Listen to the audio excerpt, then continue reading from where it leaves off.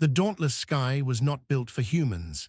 Its ceilings were too low, its hallways too narrow, and its doorways curved in ways that forced Mara to duck every time she passed through. The ship was a grand freighter turned long-haul explorer, built by and for species that tended toward the small, the lithe, many-legged Irex, whose spindly forms could scuttle up walls with ease, the feathered and hollow-boned Yalari, delicate as birds, the shell-backed Kol, whose squat torsos made them look like squat walking tanks, but who never grew taller than the chest of a human. Mara, at nearly 2 meters of height and a lifetime of heavy Earth gravity in her bones, was a giant among them. The crew noticed it constantly, even when they tried not to. When Mara walked down a corridor, others pressed themselves flat against the walls, as if fearing her massive shoulders might sweep them aside. When she lifted crates with one hand that took 3 Irex to maneuver, their spindly eyes widened, mandibles clacking nervously. Even when she was quiet, especially when she was quiet, she was present, filling the space with her bulk and the faint sound of her deep breathing. Mara had grown used to this in the abstract. She had read the traveler's bulletins before leaving Earth. Expect to be stared at. Expect to be misunderstood. Expect to frighten those who do not know you. Humans are rare in the settled galaxy, and though many have heard of us, few have ever seen us in the flesh. Still, reading it and living it were two different things. Mara's birth on the dauntless sky was one of the few places she could almost relax. The captain, a pragmatic Kol named Rurak, had ordered the engineering deck to reconfigure one of the storage compartments into a cabin with higher clearance, larger furniture, and reinforced bulkheads. If the human breaks the walls by accident, I would prefer they are thick walls, Rurak had said. It had been meant as a joke, Mara thought, but his gravelly voice lacked humor, so it had felt more like a warning. The room was plain, utilitarian, but it was hers. On the narrow shelf by her bunk sat the only keepsake she had brought from Earth, a small carved figure of wood shaped like a bear. Her grandfather had given it to her when she was a child. The bear survives the cold, the dark, and the long winter, he had told her. The bear remembers how to endure. Mara liked to think she was the bear, but she had never endured quite like this, surrounded on all sides by creatures who saw her as half monster, half myth. Breakfast in the mess hall was always an exercise in patience. The galley was designed with 4 different stations to accommodate 4 of the most common nutritional profiles. Mara had been given one corner station for her meals because she needed foods dense with protein and fats that the others found disgusting. The Kol ate mostly mineral-rich slurries that hardened into chalky blocks. The Irex slurped up liquefied sugars that smelled faintly like vinegar. The Yalari consumed light fruits and seeds that crunched like glass between their beaks. And Mara fried eggs. Today, as the thin blue lights of the mess hall hummed overhead, Mara cracked her last 2 Earth-imported eggs into a pan.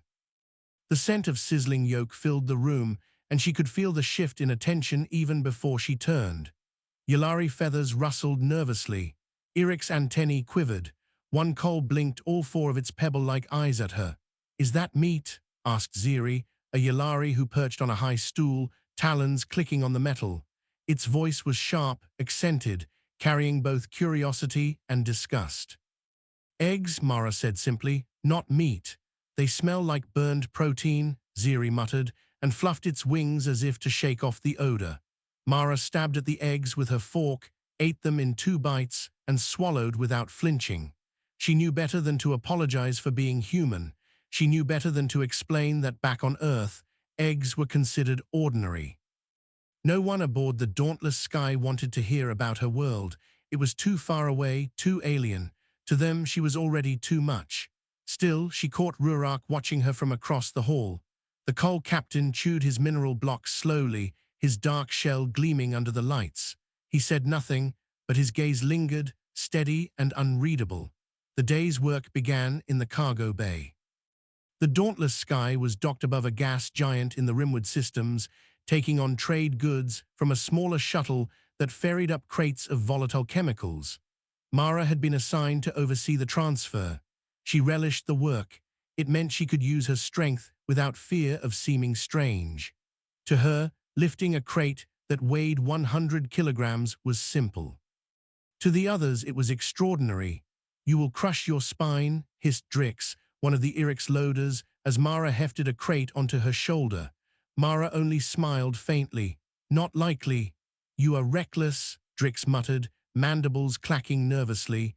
He scrambled up the side of the cargo scaffolding, his many legs clicking against the rungs. From above, he directed the placement of the crates into their slots. Mara placed the crate gently, aligning it perfectly with the others. "See, not reckless." Drix flicked his antennae, unimpressed, but Mara caught the tiny pause in his motions. He was impressed. He just did not want to admit it. By midday, the cargo was secured, and Mara's muscles burned pleasantly from the exertion. She wiped sweat from her forehead and leaned against the bulkhead, catching her breath. Around her, the crew murmured in their own languages, clicking and trilling and whistling, but she caught the occasional word in trade common: human, strong, giant.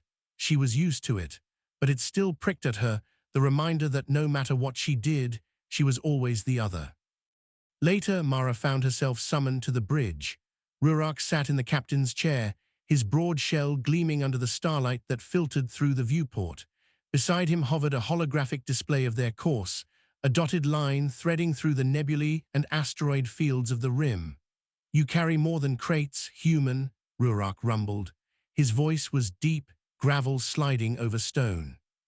Mara frowned. "I do not understand." "You carry perception," Rurak said slowly, as if shaping the words was difficult. "The others watch you, they whisper, they fear you, but also they watch with hope. You do not break, you do not tire, you endure, like the ship itself." Mara blinked, surprised. Compliments from Rurak were rare and usually buried under layers of blunt practicality. "I just do my job, Captain." "Just so," Rurak agreed. He folded his thick arms, shell plates grinding faintly. "Do it well, and in time, perhaps they will learn what I see." Mara tilted her head. "And what is that?" The coal captain's eyes gleamed like obsidian. "That the giant is gentle." That night, Mara sat alone in her cabin, the little wooden bear in her hand. She turned it over slowly, tracing the carved lines of its fur. Gentle giant. She had never thought of herself that way. Back on Earth, she had been average, tall, yes, strong, yes, but nothing extraordinary. Here among the stars, she was a creature of legend.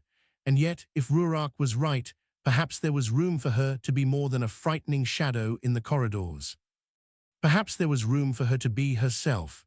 She set the bear back on the shelf and lay down to sleep, listening to the low hum of the Dauntless Sky's engines. The ship carried her farther from Earth with every day, deeper into the unknown. And though loneliness still pressed on her like the weight of a star, she felt the faintest flicker of warmth in her chest, the warmth of possibility. The first real test came 2 weeks later when the Dauntless Sky struck a debris field. The ship shuddered violently, alarms blaring. Mara, who had been repairing conduit panels in engineering, was thrown against the bulkhead. She gritted her teeth, pushed herself upright, and sprinted toward the nearest station. An Irix clung to the ceiling, mandibles clattering in panic. "Hull breach in Section 7, pressure dropping." Mara grabbed a patch kit. "Which corridor?" The Irix pointed with a trembling limb. She ran. The air grew thin as she neared the breach. Frost rimed the walls, the hiss of escaping atmosphere a constant whisper. A jagged hole gaped in the outer bulkhead, barely sealed by emergency shielding. An alien crewman lay unconscious nearby, air mask broken. Mara did not hesitate. She grabbed the injured Cole, slung him over her shoulder, and planted the emergency patch against the hole. The vacuum tugged at her arm, the shield flickered, but she held it in place with her entire body until the patch bonded. By the time backup arrived, the breach was sealed, the Cole was breathing again, and Mara was drenched in sweat, lungs burning. "You could have been pulled into the void," hissed Drix, horrified. Mara only shrugged, muscles trembling. He needed help. The Cole who had nearly died, Torak, a junior engineer, later approached her in the mess. His shell was scarred from the incident, but his gaze was steady. "You risked yourself for me," he rumbled. "Of course," Mara said simply. The Cole stared for a long time.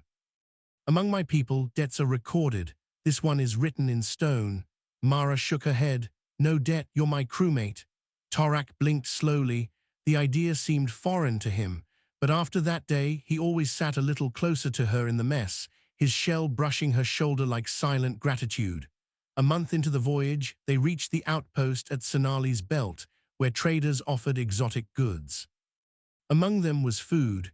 The captain allowed each crew member to purchase one luxury item to share. The Iriks brought crystalline sugar webs. The Yalari brought spiced seeds that crackled on the tongue. The Cole carried back a mineral cask that smelled faintly of copper. Mara found meat. Real meat, not protein paste. Some kind of local herd beast, dried and salted. She carried it back with the reverence of a pilgrim. At the feast, she offered thin slices. The others recoiled at first, but curiosity won out. Ziri nibbled and gagged dramatically, declaring it primitive. Drix refused outright. Torak, however, chewed thoughtfully, stone-hard teeth grinding the jerky like gravel. It is dense, Torak said. Like stone. Exactly, Mara said with a grin. The others laughed, or their species equivalent of laughter. The tension eased. For the first time, Mara felt less like a monster and more like part of the table.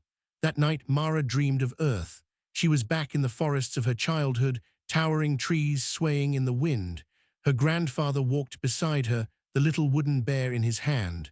"Remember, Mara," he said. "The bear is strong, but the bear is gentle. Protect those who cannot protect themselves." She woke with a start, clutching the bear. The hum of the engines filled the silence. She was far from home, impossibly far, but the words lingered. And when she stepped into the corridor, she noticed something new. An Irik scuttled past without pressing itself flat to the wall. A Yalari brushed feathers against her arm in passing. Torak rumbled a low greeting. They were still wary, yes, still watching, but something had shifted. Life aboard continued. Mara fixed conduits, hauled crates, shared tea, exercised in the cargo bay. She learned the crew's quirks, how Ziri hummed when content, how Drix polished his antennae before a difficult task, how Torak tapped his shell when thinking.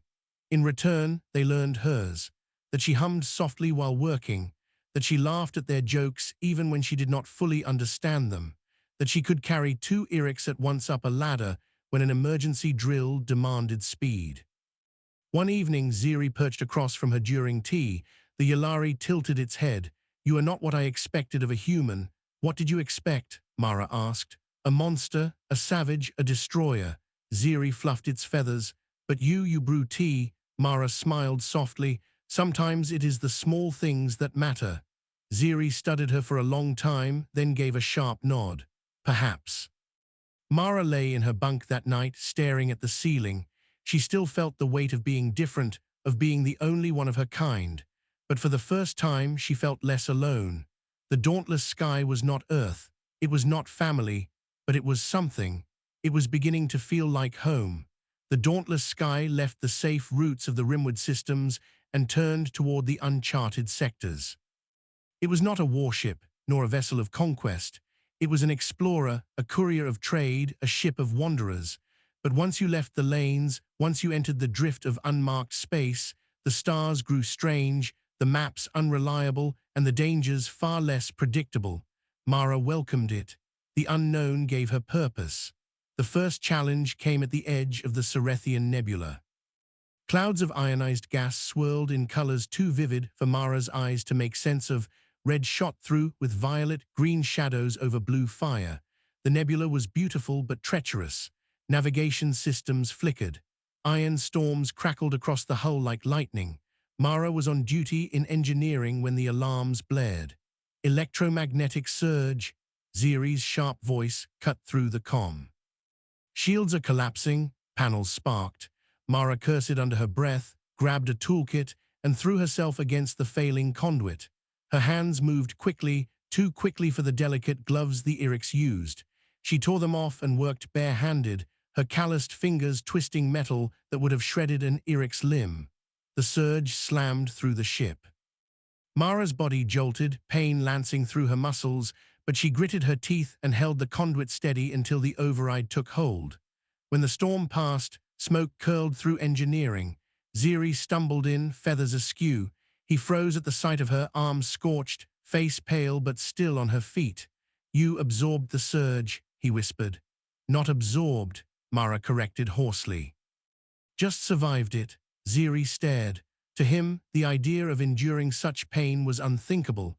To Mara, it was Tuesday. Their next stop was a refueling station carved into an asteroid field known as the Outpost of Glass. Its corridors were transparent tunnels reinforced with crystalline alloys so that everywhere one walked, the void of space yawned beyond. Mara disliked it immediately. Not out of fear, but because the tunnels were too narrow, forcing her shoulders to scrape both sides. Children of 3 different species ran ahead of their parents to gawk at her, pressing tiny claws and feathered hands to the glass. "Is it real?" one whispered. "She is not a statue," their guardian scolded, ushering them away. In the market, merchants displayed wares from distant sectors. Mara lingered near a stall selling handwoven cloth. One bolt shimmered in shifting colors, threads woven with bioluminescent fiber. She imagined how it might look as a blanket on her bunk. "You are far from your kind," the merchant, a long-necked alien with translucent skin, observed. "Yes," Mara admitted. "Do you regret it?" Mara considered. "Sometimes, but I chose this." The merchant studied her as though she were the exotic item for sale. Then, unexpectedly, they pressed a scrap of cloth into her hand. "For the giant who walks alone." Mara wanted to refuse, but the kindness was simple, without expectation. She tucked the cloth away. It would become her most treasured possession after the wooden bear. A week later, deep in unmapped space, the dauntless sky found a derelict vessel drifting without power. No transponder, no response to hails. Its hull was scarred, punctured as if clawed by something massive. Captain Rurak ordered a boarding party. Mara joined without hesitation. Torak the Coal rumbled at her side, his heavy frame carrying tools for cutting bulkheads. Drix and another Irix skittered along the walls, antennae twitching. Ziri followed from above, wings fluttering nervously in the stale air of the wreck. The ship's corridors were dark, silent. Frost rimed the edges of ruptured panels. They found the crew in the central chamber, or what remained of them. Small, delicate beings, shriveled from decompression. Ziri turned away, feathers trembling. Mara knelt silently, her hand brushing over a cracked helmet. She closed her eyes.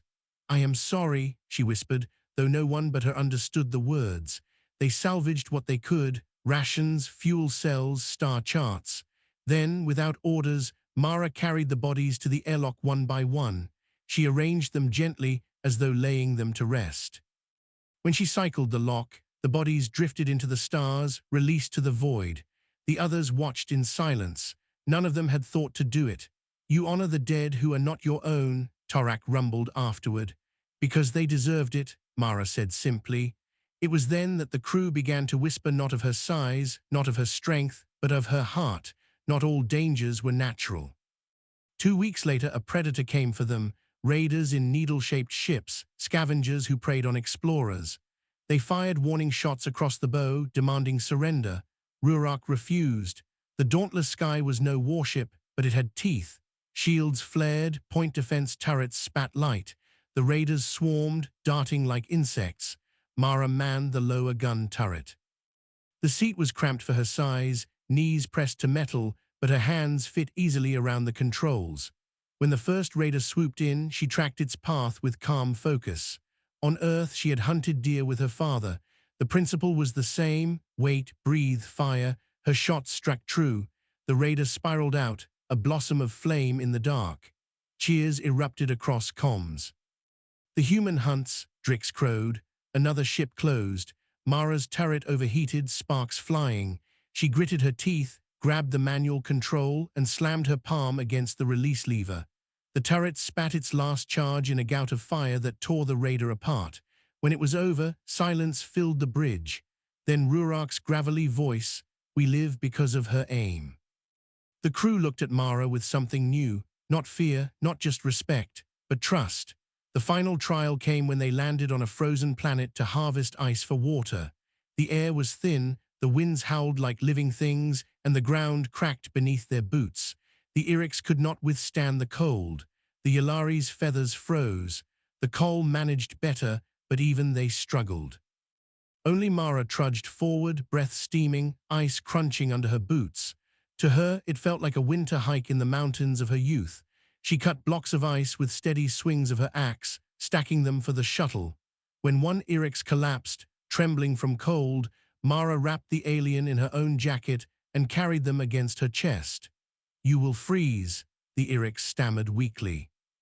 "I have endured worse," Mara replied, and meant it. By the time they returned to the ship, the crew looked at her differently again, not as a giant, not as a warrior, but as someone who bore the cold for them. Weeks passed. The stories spread. The Irix whispered that the human could wrestle the void itself. The Yllari admitted that her tea was strangely comforting. The Col declared her deeds would be carved in their memory stones, but Mara did not think of herself as legend. She thought of herself as a woman doing her best, far from home, clinging to small comforts. She stretched each morning, brewed tea each night, traced the little wooden bear before sleep. And slowly, the ship changed. Crew members no longer pressed themselves flat against the walls when she passed. They brushed shoulders with her in the mess. They asked questions about Earth. They laughed at her jokes, even when they did not understand them. She was still the only human, but she was no longer alone. The dauntless sky had seen storms and raiders, but the true enemy came not from outside, it came from within. It began with a faint smell of ozone. Mara noticed it first while walking the lower maintenance corridors, a wrongness in the air, acrid and sharp. She paused, sniffed, and traced the scent to a junction box glowing faintly red. "Overheating conduit," she muttered. She opened the panel. Sparks hissed out. Mara jerked back, shielding her eyes, but not before she saw the wires twisted and blackened. "Engineering, this is Mara," she called into her comm. "We've got a short in junction 34, I think." The explosion cut her off. The corridor filled with fire. Mara was hurled against the bulkhead, pain flaring down her arm. Flames licked at her boots. Alarms screamed throughout the ship. "Fire in Section C, hull breach imminent." Mara staggered to her feet. She felt her hair singed, her skin blistering. She did not stop. She grabbed the emergency sealant canister and slammed it against the ruptured seam, forcing it to foam shut even as fire roared around her. Her lungs burned, her vision blurred, but she stayed, bracing her body against the panel to hold it in place until the sealant hardened. When the bulkhead slammed shut, isolating the fire, Mara collapsed to her knees, coughing smoke. The explosion had crippled the dauntless sky. Power flickered. Life support failed in half the decks. Hull integrity monitors showed spreading fractures. Captain Rurok's voice boomed over the intercom. "All hands, contain the fire, prevent cascade failure." The crew scrambled. Torak hauled heavy plating to reinforce failing bulkheads. Ziri and the Yllari rushed to life support, their delicate hands working frantically to reroute oxygen. Drix scuttled along the ceiling, antennae twitching as he patched cables. And Mara, burned, bleeding, barely able to stand, kept moving. She forced herself into the engineering core, where a plasma leak sprayed white-hot light across the chamber. Ziri looked up, eyes wide with terror. "You cannot enter, the heat will kill you." "Not yet, it won't," Mara growled and pushed past him. The air seared her skin, her boots smoked on the deck. But she pressed forward, teeth bared, until she reached the main valve. It was jammed. No alien on the crew had the strength to turn it under such pressure. Mara wrapped her blistered hands around it, braced her shoulders, and heaved. Her muscles screamed. Her vision swam. But slowly, groaning, the valve turned. The plasma spray sputtered and died. When she stumbled back, Ziri caught her arm, trembling. "You should be dead." "Maybe later," Mara rasped, coughing blood. Hours dragged into an eternity. The fire spread through the ship's veins, each corridor a battlefield. The crew fought desperately, but exhaustion wore at them. Many faltered, some gave up. Mara never stopped. When a support beam collapsed, she lifted it long enough for 3 Irix to crawl out. When oxygen thinned, she carried unconscious crewmates 2 at a time to pressurized sections.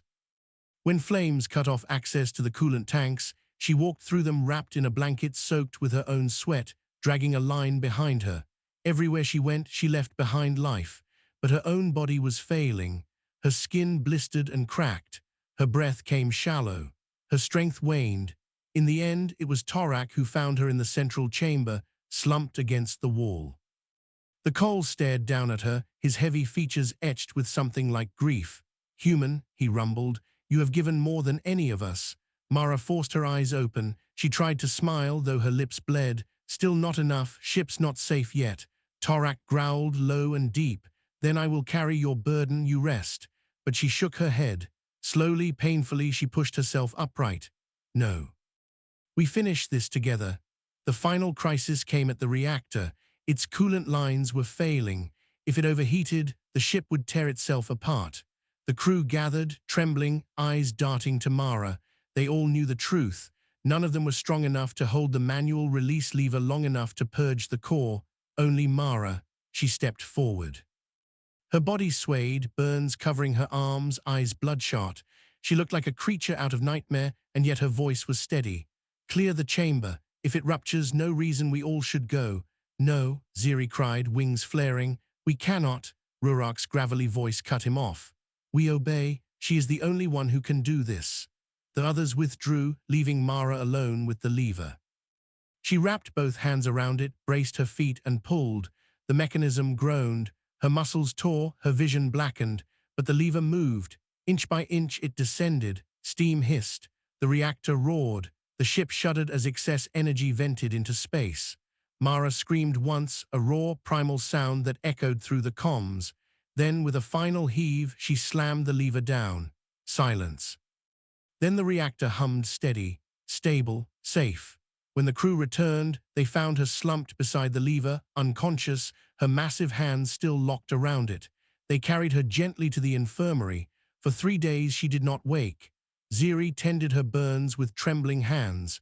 Torak stood silent vigil. Even Rurak visited, his eyes heavy with something unspoken. On the 4th day, Mara's eyes fluttered open. She croaked one word, "Ship." "Safe," Ziri whispered. "Because of you."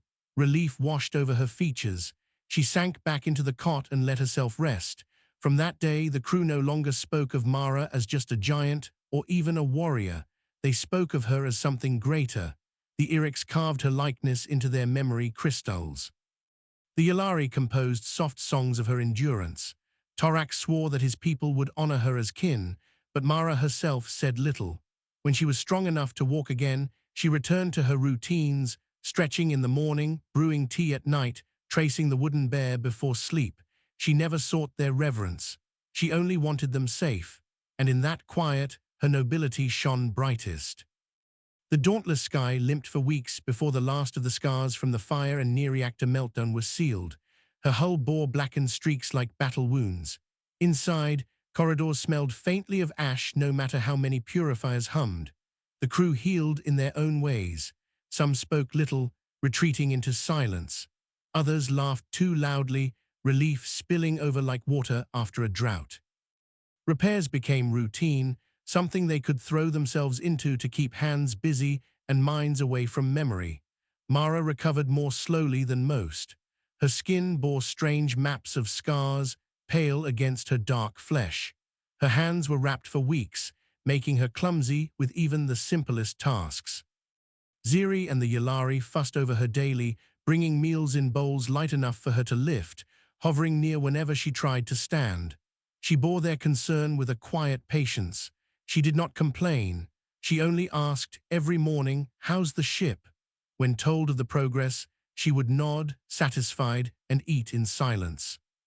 It was Torak who finally voiced the thought that had lodged in every heart.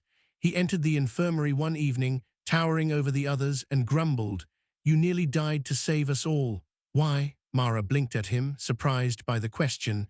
Then she shrugged, as though the answer were obvious. "Because you're my crew." No one had words after that. Weeks turned to months. Slowly, the rhythm of life aboard the dauntless sky returned. Ziri resumed her endless adjustments to environmental controls, wings buzzing irritably whenever someone touched her instruments. Drix scuttled in circles through the ventilation shafts, gleefully announcing the temperature and air composition in every corner of the ship. Torak complained loudly about structural reinforcements and then secretly built Mara a custom set of weighted exercise blocks so she could rebuild her strength. And Mara herself, she stretched again in the mornings, scars pulling tight across her skin. She walked the corridors without limping. She resumed her small rituals, brewing tea from her dwindling supply, tracing the wooden bear before bed. The crew no longer stared at her size with unease. They no longer whispered about humans as legends of destruction. Now, when she passed, they greeted her warmly. They invited her to meals. They asked her opinion on repairs, on trade routes, on songs. They began to see her not just as a giant, not just as a savior, but as a friend. The dauntless sky eventually made port on a green-blue planet whose surface shimmered with shallow seas and arching stone bridges formed by nature. The crew was given shore leave after months of drifting. Mara hesitated at first. She had grown used to being confined aboard the ship, to being the only human in a sea of alien faces. But when Ziri practically shoved a satchel into her arms, chirping, "You will come, or I will drag you with my own wings," Mara laughed and relented. On the surface, the air was sweet and thick with floral scents. Small creatures darted across the ground, chirping. The local gravity was light, and Mara felt herself move with surprising ease. She walked with Torak along a stone ridge, the coal's heavy steps leaving deep prints. Ziri darted overhead, wings catching the sunlight. Drix clambered over rocks, clicking excitedly. At one point, the crew came upon a group of locals who stopped and stared at Mara in awe. She towered over them, her broad shoulders and scarred arms a striking contrast to their delicate frames. One of the locals approached timidly, offering her a cluster of glowing fruit. Mara crouched down, careful not to loom. She accepted the gift gently, her massive hand dwarfing the fruit. She split it with a practiced twist and offered half back. The alien gasped, then smiled, accepting. Torak rumbled approvingly. Ziri chirped in delight. In that moment, Mara realized something. She was no longer only surviving among the stars. She was living. That night, the crew gathered around a fire pit on the planet's surface. They roasted the glowing fruit, which sizzled and released a sweet scent. The light cast flickering shadows across their faces. One by one, they began to share stories. Torak recounted the great lava flows of his volcanic homeworld. Ziri spoke of the floating gardens her people built in the skies. Drix told a rambling tale that made little sense but had everyone laughing. At last, the eyes turned to Mara. She hesitated, unused to being the center of attention. But then she spoke, voice low and steady. "I grew up near forests, tall trees, taller than this ship.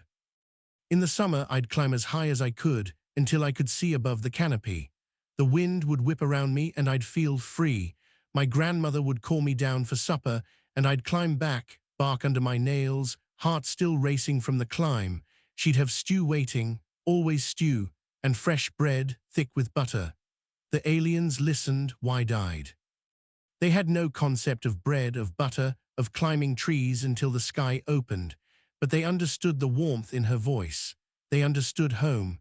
When she fell silent, there was a hush, and then Ziri whispered, "You carry your world with you." Mara smiled faintly. "I suppose I do." As the dauntless sky prepared to leave the planet, the crew found themselves reluctant to part from its beauty. Yet there was a greater comfort waiting for them aboard, the comfort of each other. One evening, as the ship slipped back into the void, Mara stood at the observation deck, gazing at the stars. Torak joined her, his heavy footsteps echoing. He stood silently beside her for a long time before speaking. "You nearly died for us," he said again, voice softer than before. "I do not forget debts." "My people do not forget." Mara glanced at him, then back at the stars. "It wasn't about debt. You're my crew, that's enough." Torak gave a rumble that might have been laughter. "Strange human, stronger than any I have met, yet you carry a heart as soft as fresh stone. Perhaps that is why we follow you." Mara said nothing, but when Torak left, she stayed at the window, tracing the constellations. She felt the truth of his words settle warmly in her chest. That night before bed, Mara held the carved wooden bear again. Its edges were worn smooth now from her touch. She thought of her grandmother, of stew and bread and climbing trees. She also thought of fire and pain and the sound of the lever slamming down. Her crew was safe. The ship was safe. And for the first time in a long time, she felt safe too. She set the bear gently on the shelf by her bunk, not clutched in her hand as usual. She no longer needed to hold it so tightly. When she lay down, she slept deeply, untroubled, surrounded by the faint hum of the ship and the soft breathing of life all around her. In the months that followed, the dauntless sky continued its voyages. They saw nebulae that shimmered like oceans of fire, planets with storms that sang in the upper atmosphere, and ruins of civilizations older than memory. Everywhere they went, Mara walked among them, larger, tougher, stranger than all, but no longer alone. The crew no longer called her giant, or warrior, or even savior. They called her something far simpler.